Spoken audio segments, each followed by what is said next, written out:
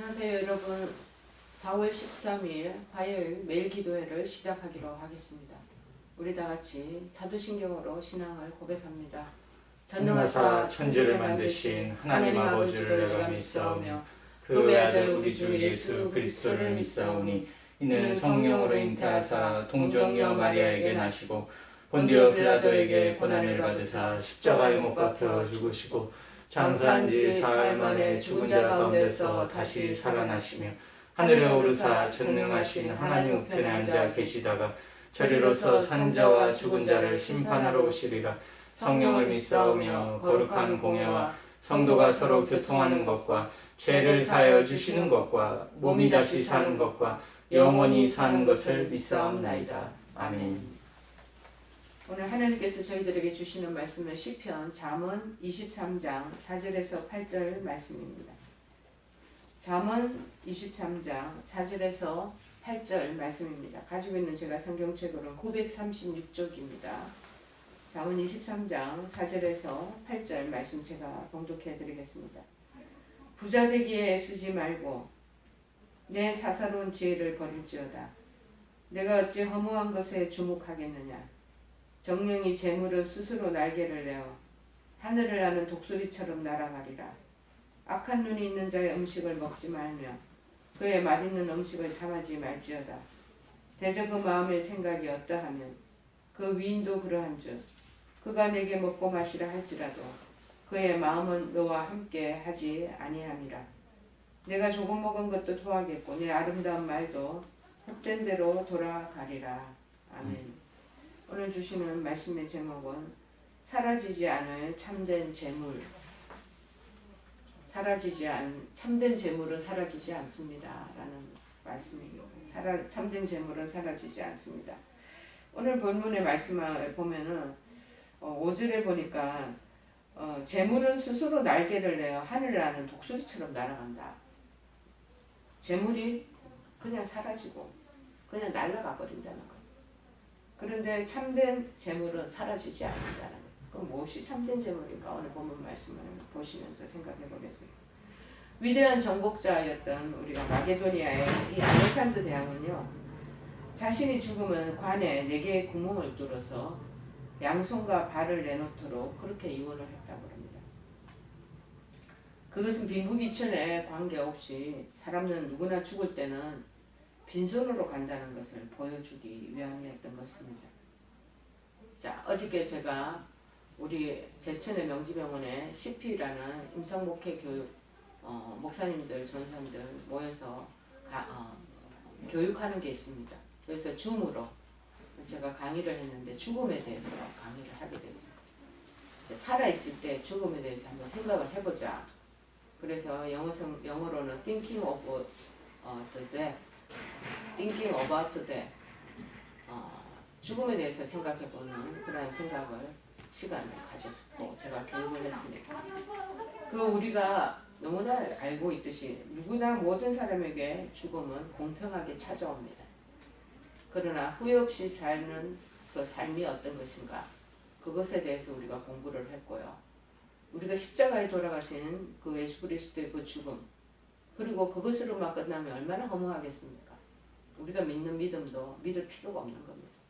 그러나 3일 만에 부활하신 예수 그리스도의 그 놀라운 부활의 능력과 생명력이 우리에게 믿는 구원을 받은 사람에게 장착된다는 것을 생각해보면 굉장히 마음이 벅차고 우리에게 큰 새로운 삶의 의욕이 샘솟지 않겠습니까?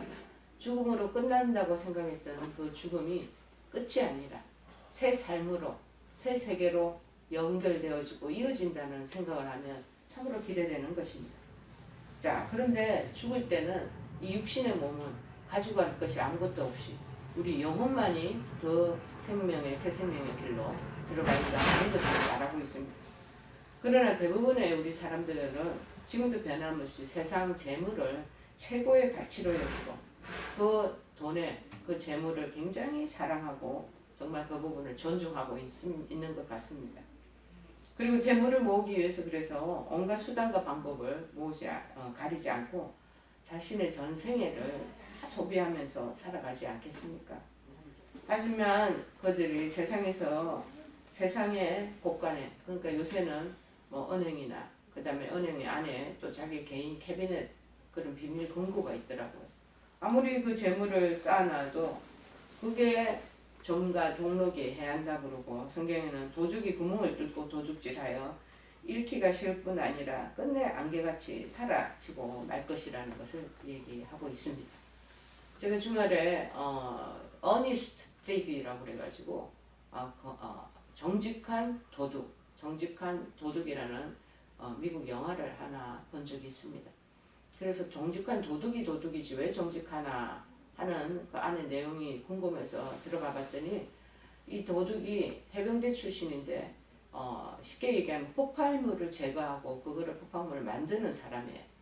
그래서 거기서 제대를 하고 난 뒤에 집으로 돌아오니 아버지가 예를 들어 잘못 사기를 당해서 가지고 있던 본인이 일했던 곳에서 퇴직금도 받지도 못하고 물리적인 그런 어려움을 부닥치는 것을 보고 이분이 굉장히 분노하며, 그래서 가지고 있던 그 기술을 은행 금고를 틀고 은행 금고를 폭파시켜서 깜짝같이 또 폭파된 것을 다시 그것을 수리해 놓고, 그리고 빠져나와서 돈을 한 수십억을 본인이 현찰로 가지고 있으면서 그거를 옛날 미국에는 저거 보관하는 창고가 있거든요.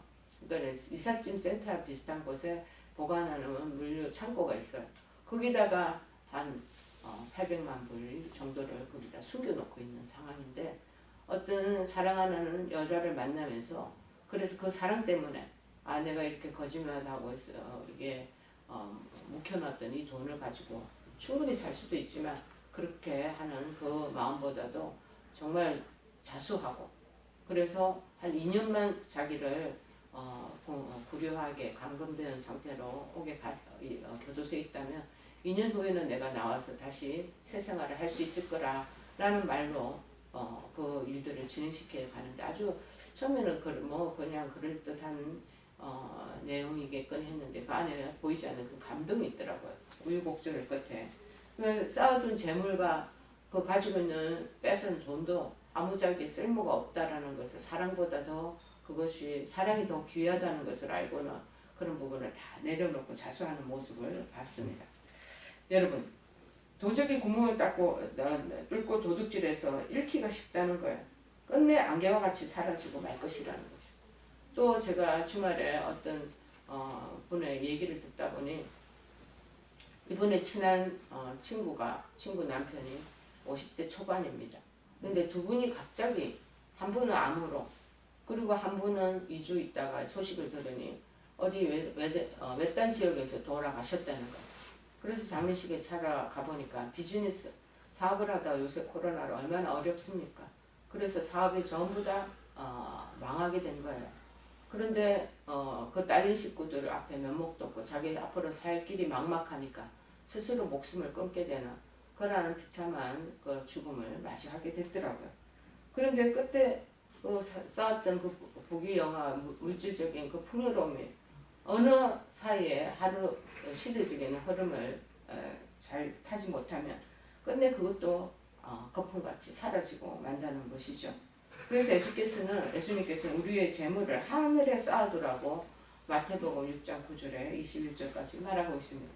그것만이 헛되이 사라지지 않고 영원히 소유할 수 있는 참된 재물이 되기 때문이라는 것을 말하고 있습니다. 그래서 오늘 본문 3절에 보니까 부자 되기에 애쓰지 말고 내 사사로운 지혜를 버릴지어다. 재물보다 더 중요한 것이 있다는 사실을 다시 한번 기억하게 하시는 것 아니겠습니까?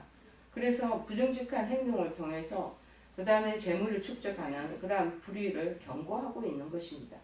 여기서 사사로운 지혜는 1장 7절에서 말하는 것과 같이 지혜의 근본이신 여호와께서 여호와에게서부터 나온 지혜와 달리 단순히 부자가 되기 위한 그런 사사로운 욕망에서 사물을 판단하고 손익을 계산하는 그런 계략을 말하는 것입니다. 그러한 사사로운 지혜를 말하는 것이죠. 그러나 이러한 지혜는 온전치 못한다는 것이요.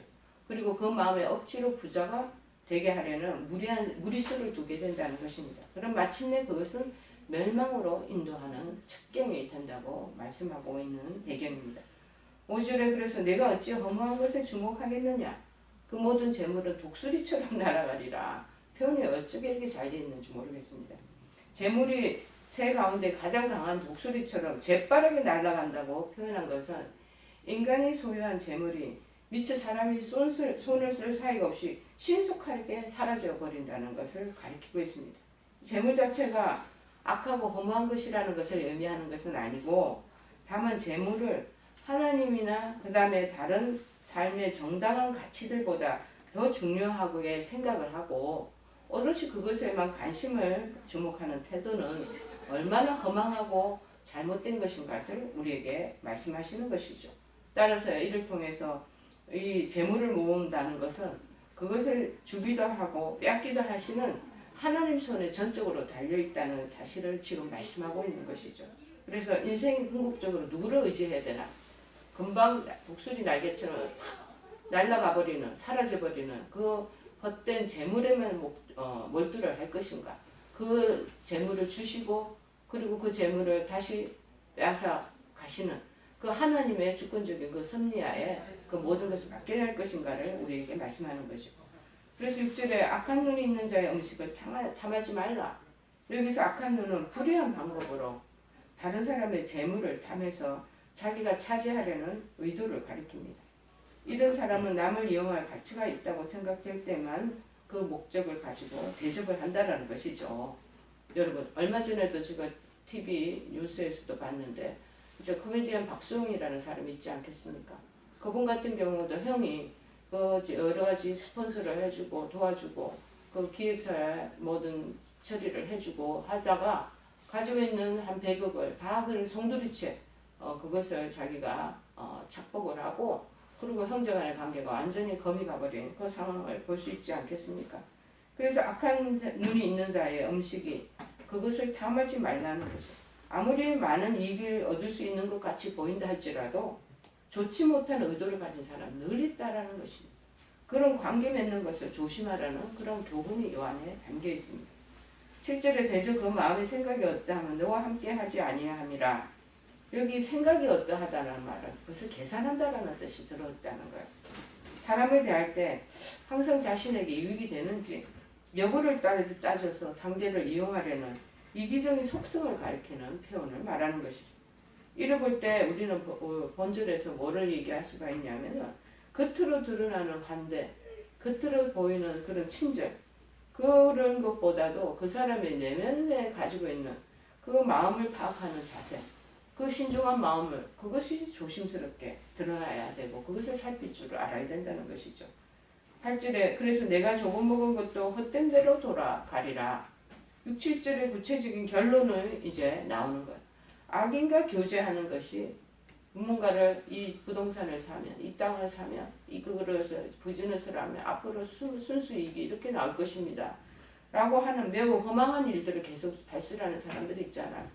그런 사람들은 심각한 결과를 초래하는 것을 강조하는 교훈이죠.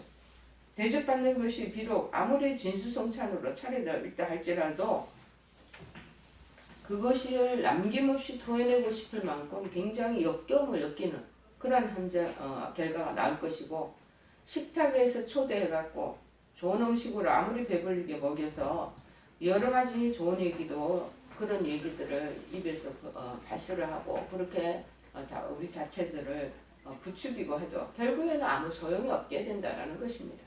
이와 같이 악한 자를 경계하지도 않고 그와 함께 그냥 동류가 되었을 때 똑같이 그 사람하고 동일하게 재난을 당할 수밖에 없다는 사실을 성경은 자주 언급하고 있습니다. 제가 아는 어떤 지인도 상담을 할 때 상담받았는데 그 사장이 굉장히 연봉도 올려주고 이분을 그냥 스카웃 비슷하게 해가지고 자기 회사에 데리고 왔는데 나중에 보니까 세금 포탈도 하고 이 사람은 굉장히 악한 본성이 있는 거예요.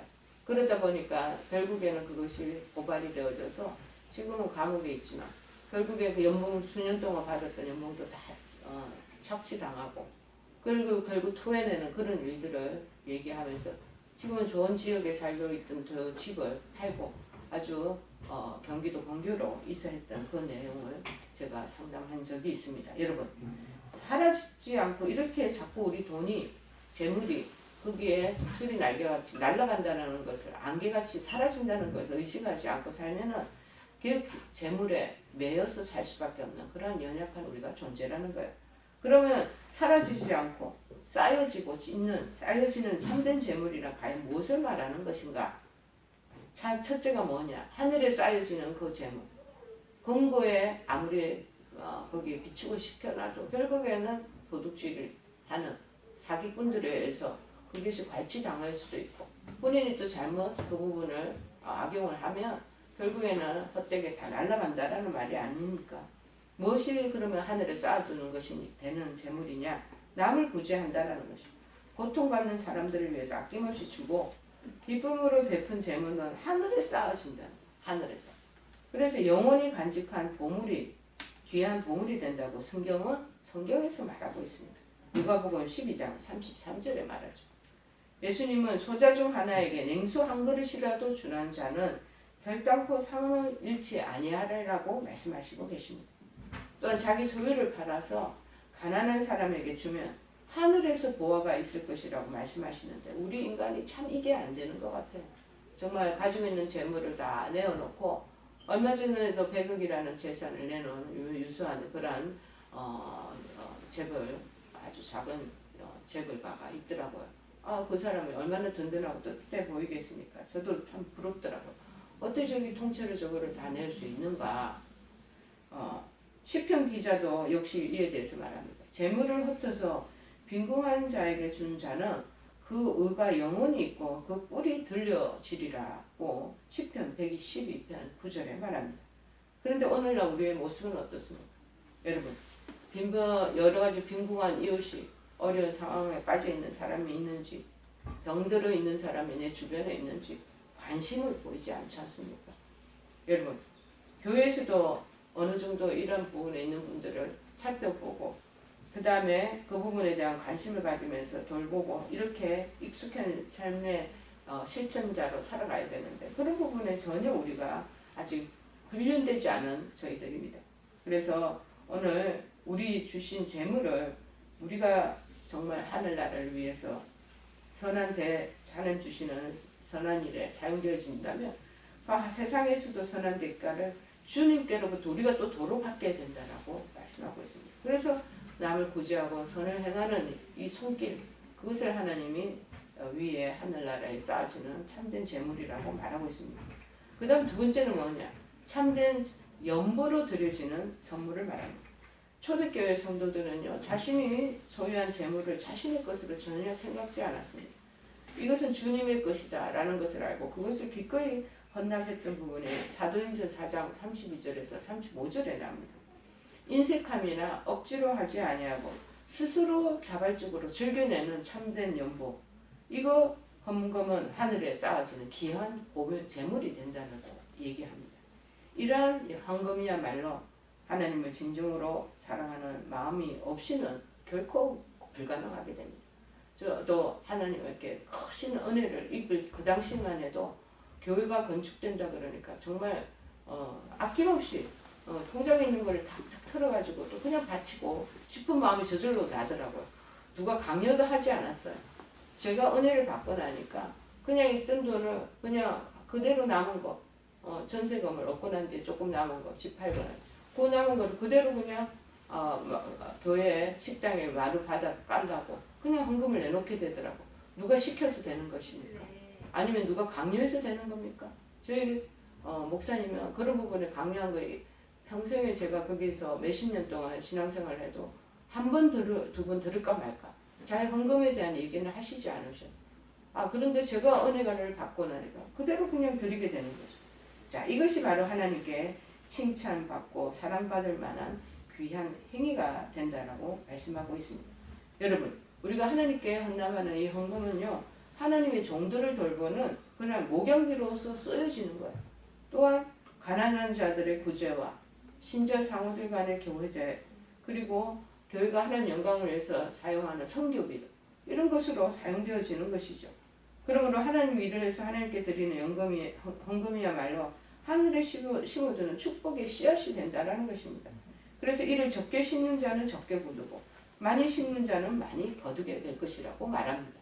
여러분 우리가 정성스럽게 헌금을 냈는데 그 부분을 잘 유용하게 쓰지 못하면 담임 목사님 책임이에요.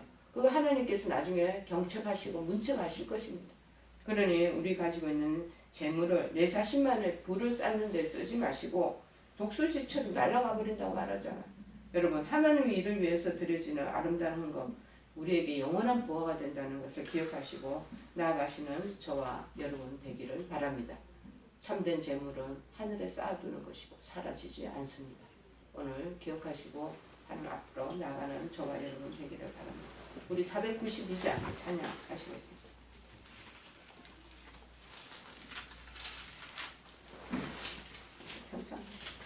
잠시 세상에 내가 살면서 항상 찬송 부르다가 날이 저물어 오라 하시며 영광 중에 나아가리.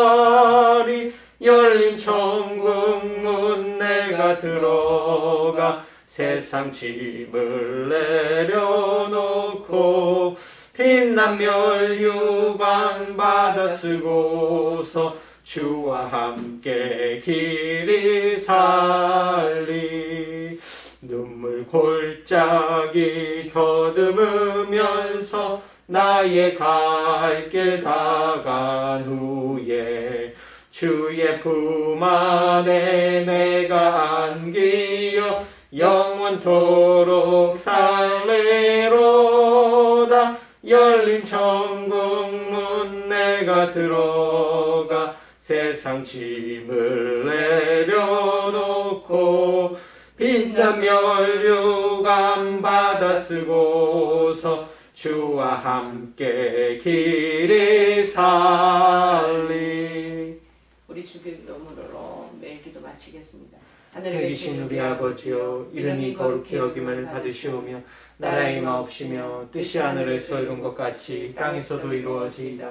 오늘날 우리에게 일용할 양식을 주옵시고 우리가 우리에게 죄 지은 자를 사하여 준 것 같이 우리의 죄를 사하여 주옵시고 우리를 시험에 들게 하지 마옵시고 다만 악에서 구하옵소서. 대개 나라와 권세와 영광이 아버지께 영원히 있사옵나이다. 아멘.